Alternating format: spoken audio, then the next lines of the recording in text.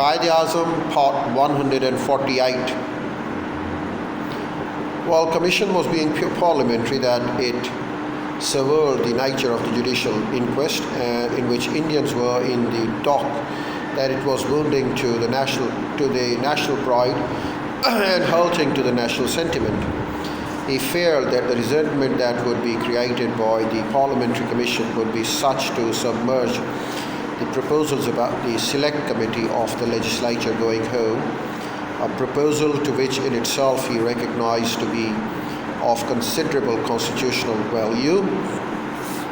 We discussed the things generally on these lines for some time, but he did not give me any dedication that he changed his views of the results he anticipated. He professed himself very gloomy as to the reputation with which was the announcement would meet. He professed himself very gloomy as to the reception with which the announcement would meet.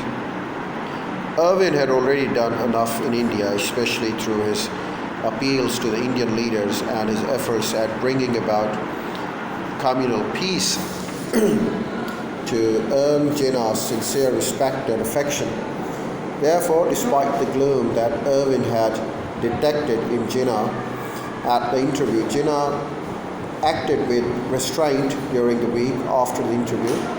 Jinnah urged Irwin to do his utmost and secured the inclusion of at least 2 Indians on the commission. Without disclosing any secret to the leaders of all parties in India to withhold expression of individual opinions committing and of the individual opinion committing the country in any way, he also called upon the Indian leaders to discuss jointly the terms of the proposals after they have appeared in cold print and determine upon a common policy of action. It was widely speculated in India then that the British Labour Party would assert itself on India's side in this matter wrongly, as subsequent events when were to prove. The Labour Parliamentary Party, in an official statement on the subject issued 2 days after the announcement, advised Indian opinion to await the results of the debates in Parliament before finally deciding its attitude to the Commission. A leading British daily had also predicted a possible change in the Indian Commission on 14 November 1927, a week after the announcement of the Commission.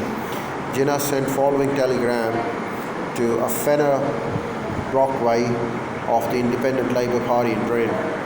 I can read the quotation out for you. It's a telegram sent by Jinnah to Fenner Brockway of the Independent Labour Party in Britain. Here I read, I quote, "The exclusion of the Indians from the Commission is fundamentally wrong. The amendments proposed so far and reported are equally impossible. No self-respecting and accredited representative of India would associate with or serve the Commission unless invited on absolutely equal terms and with equal rights. I appeal to the Labour Party to demonstrate their sympathy with the Indian feeling by action and in response to the Indian public opinion, at least to refuse to allow any member of their party to serve Commission which excludes Indians, which is calculated to humiliate and wound the self-respect of the people of India." The Tory government ultimately succeeded in getting the necessary support of the Labour Party in the Parliament, and on 26 November 1927, the royal warrant appointing the Commission was signed. The next day, Jinnah, in a press interview, expressed his view by now definitive opinion that India cannot participate in this policy and share the work of the Commission in any form at any stage because it is a complete negation of India's status as a partner. All the Indian newspapers of December were full of the reports of Jinnah's efforts to create a public opinion against the proposed Commission and of this agreement with a number of his prominent co-religionists in the Punjab. His activities culminated in the following remarks in his presidential address at Muslim League session in Calcutta on 1 January 1928. Constitutional war has been declared by the Muslim League on Great Britain. Negotiations for the settlements are not to come from our side. Let the government sue for peace We are denied equal partnership, and we will resist the new doctrine to the best of our power. The Jallianwala Bagh was physical butchery.